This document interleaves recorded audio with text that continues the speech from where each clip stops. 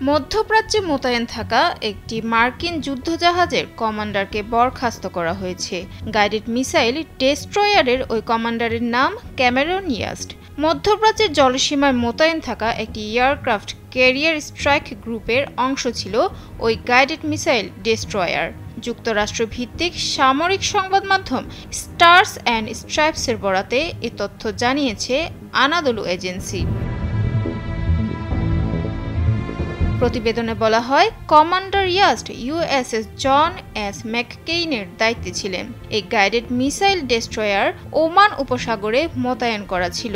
USS Theodore Roosevelt carrier strike গ্রুপের নেতৃত্ব দেওয়া rear admiral Christopher Alexander commander ইয়াস্টের ওপর আত্মবিশ্বাসের অভাবের কারণে এমন সিদ্ধান্ত নিয়েছেন।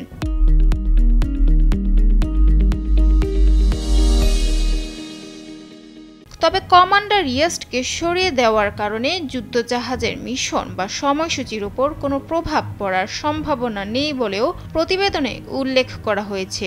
পারস্য উপসাগরে বাণিজ্যিক জাহাজের উপর ইয়েমেনের বিদ্রোহী গোষ্ঠীর হামলা মোকাবিলায় ওই অঞ্চলে মোতায়েন ছিল ইউএসএস জন এস ম্যাককেইন।